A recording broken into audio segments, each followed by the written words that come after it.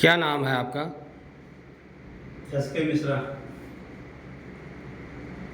Market में जो आजकल चर्चा हो रही है उसके बारे में क्या कहना चाहेंगे?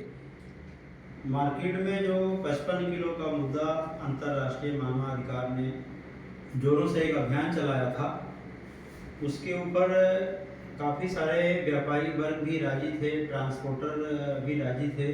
ट्रांसपोर्टर लोगों से एक सामूहिक मीटिंग हुई थी।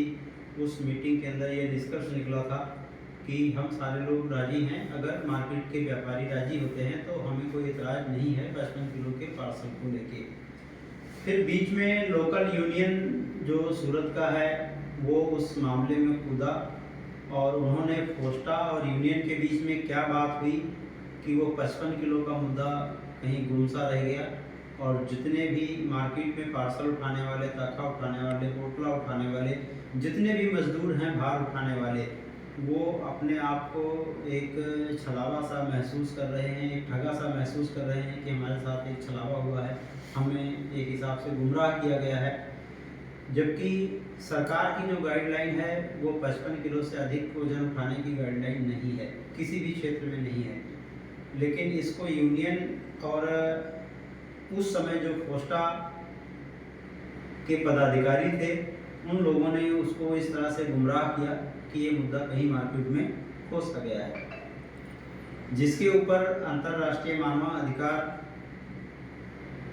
दोबारा से सभी से चर्चा करके और इस मुद्दे को उठाने की कोशिश करेगा और प्रशासन से भी बात करेगा कि ताकि मजदूरों के साथ में एक सहानुभूति बरती जाए। मार्केट में और भी लोग हैं इस मुद्दे को जो कि उन्हें उठाना चाहिए, जो जिम्मेदार हैं और वो नहीं उठा रहे हैं, इसके बारे में आप क्या कहना चाहेंगे? इसके बारे में मैं तो यही कहना चाहूँगा कि बहुत सारी ऐसी संस्थाएं हैं, बहुत सारे ऐसे यूनियन मार्केट में चल रहे हैं। वो यूनियन वाले क्या कर रहे हैं, क्या नहीं कर रहे हैं, वो सिर्फ जगह जगह बैनर पोस्टर लगाते हैं और पोस्टर लगा के पता नहीं क्या आपस में मीटिंग करते हैं, क्या नहीं करते हैं। लेबरों की तरफ उनका कोई ध्यान ही नहीं है, जो कि उनका नैतिक कर्तव्य है। यूनियन बना है तो यूनियन लेबर के लिए ही बनती है, बट वो लेबरों के लिए उनको कोई मतलब नहीं है लेबर से। लेबर जिए मरे जिंदा रहे, उसको क्या भाव मिल रहा है, क्या मजदूरी मिल रही है, कितने घंटे वो काम कर रहा है, कितना घंटा उसको करना चाहिए, इसके बारे में यूनियन आराम से क्या कर रहा है, क्या नहीं कर रहा है। लेबर त्रस्त है, यूनियन मस्त है। और शहर के अंदर प्रशासन भी आराम से कुंभकर्ण की नींद सोया हुआ है, उसको भी किसी से कोई मतलब नहीं है। और प्रशासन तो तभी जागता है जब उसको जगाया जाता है। तो जब यूनियन ही मस्त है तो प्रशासन को कौन जगाएगा? प्रशासन को क्या पड़ी है कि जो प्रवासी मजदूर आए हैं उनके ऊपर हमें ध्यान देने की जरूरत है? उनका काम चल रहा है, उनसे कोई मतलब ही नहीं है। यूनियन ही होता है जो मजदूरों की बातों को प्रशासन तक पहुंचाता है। और जब यूनियन ही मजदूर के साथ छलावा करे तो फिर रक्षक ही भक्षक बन जाएगा, तो फिर कहाँ जाएगा मजदूर? कुछ लोगों का कहना था मार्केट में और भी मुद्दा हैं, उसके बारे में भी आप बताएं। मार्केट में एक मुद्दा ये है कि कुछ व्यापारियों द्वारा पार्सल का काम जो करते हैं उन मजदूरों के साथ में छलावा किया जाता है। किस प्रकार का छलावा? जैसे बहुत सारे पार्सल जो का काम करते हैं पार्सल का, वो बहुत सारे मजदूर मेरे से मिले हैं और उन्होंने दिखाया भी है। 120 रुपये का लेटर उनकी जेब में है या उनके घर में है या उनके पास है, बट उनको रेट जो दिया जाता है वो 40 रुपया, 50 रुपया, 60 रुपया, मैक्सिमम 70 रुपया रेट दिया जाता है। अलग अलग अलग अलग लोगों को अलग अलग तरह का जैसा जिसका पटा लिया। अगर कोई उसमें से मजदूर ये कहता है कि नहीं 120 का आपने लिख के दिया था, मैं 120 का ही रेट लूंगा तब काम करूंगा, तो व्यापारियों द्वारा ये कहा जाता है कि अगर तुम 120 के लिए लोगे और उससे नीचे काम नहीं करोगे तो मैं काम से आपको हटा दूंगा। मेरे पास 50 रुपये, 60 रुपये, 70 रुपये वाले बहुत सारे करने वाले बैठे हैं, तो मैं 120 क्यों दूंगा आपको? तो दूसरे लोग जो करने के लिए बैठे हैं वो मजदूर ही होंगे ना? वो भी मजदूर ही हैं, वो भी मजदूर हैं। उस मजदूरों को एक सूत्र में बांधना, एक पैटर्न पे लाके खड़ा करना, ये काम है यूनियन का। लेकिन यूनियन ही मजदूरों को आपस में फूट डालती है और व्यापारी वर्ग से मिलकर मलाई खाती है। मतलब आपका कहना है कि व्यापारियों के साथ मिलकर यूनियन मजे कर रही है और मजदूर त्रस्त हैं।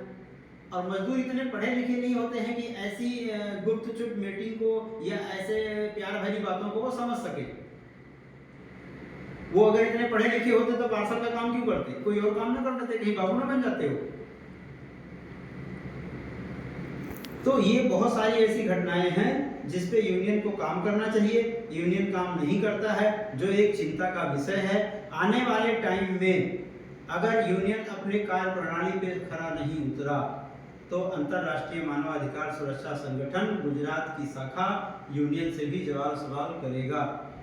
हमें मजदूर के हित की चिंता है और हम उस मजदूरों के हितों के लिए अंतिम सांस तक लड़ेंगे।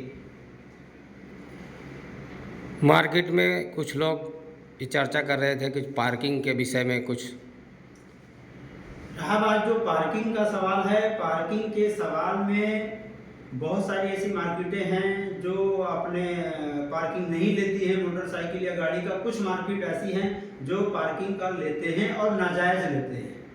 जबकि गुजरात हाई कोर्ट का ये ऑर्डर है कि अगर कोई भी मल्टी कॉम्प्लेक्स में या किसी मॉल में या किसी शॉपिंग सेंटर में या किसी ऐसी मार्केटों में कोई भी बंदा अपना वाहन पार्क करता है तो 1 घंटे तक उसको छूट मिली हुई है। 1 घंटे तक उसको कोई चार्ज नहीं देना है।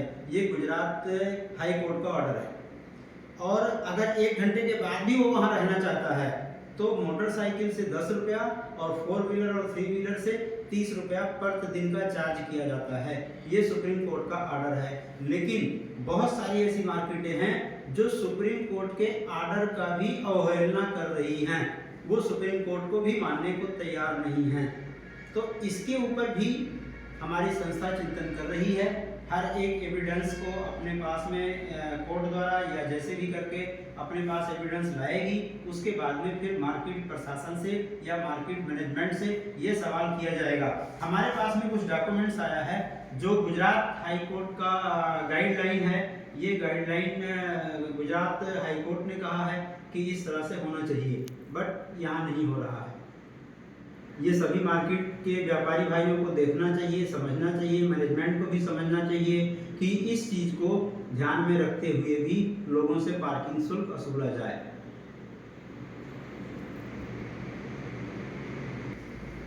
अंत में मैं यही कहूंगा कि मार्केट के बिना व्यापारी का नहीं चलेगा, व्यापारी के बिना मार्केट नहीं चलेगी और मार्केट और व्यापारी दोनों लेबरों के बिना नहीं चलेगी। तो ये आपस में एक ऐसा कोई बीच का रास्ता निकाला जाए कि जिससे लेबर अपने आप को छलावा ना महसूस करे, व्यापारी को ऐसा ना लगे कि लेबर मेरे को लूट के ले जा रही है, मैनेजमेंट को ऐसा ना लगे कि व्यापारी मेरा परेशान है। व्यापारी को ऐसा लगना चाहिए कि जिस मार्केट में मैं व्यापार कर रहा हूँ, धंधा कर रहा हूँ, वो मैनेजमेंट मेरे लिए अच्छी है, मेरे धंधे को बढ़ाने के लिए अनेक सारी योजनाएं, अनेक सारी सुविधाएं लाती है। ऐसा कुछ प्रोविजन होना चाहिए जिससे सबका साथ हो, सबका विकास हो और सारे लोग साथ चले। जो मोदी जी का कहना है सबका साथ सबका विकास, तो इस तरह से तो सबका साथ सबका विकास नहीं हो सकता है कि 120 रुपया भाव लिख के दे दो, 40 रुपया उसको पकड़ा दो। मजबूरी है उसका, ले जाएगा, नहीं तो घर कैसे चलाएगा। तो इसमें व्यापारी को भी तकलीफ नहीं होनी चाहिए, लेबर को भी उसका हक मिलना चाहिए, मैनेजमेंट को मैनेजमेंट मिलना चाहिए, जिससे तीनों आपस में असमंजस बैठा के और इस व्यापार को आगे बढ़ाएं। यही हमारी शुभेच्छा है। अंतर्राष्ट्रीय मानवाधिकार गुजरात हर तरह से सभी वर्ग के लिए तत्पर है, हर सेवा देने के लिए तत्पर है। जय हिंद, जय भारत।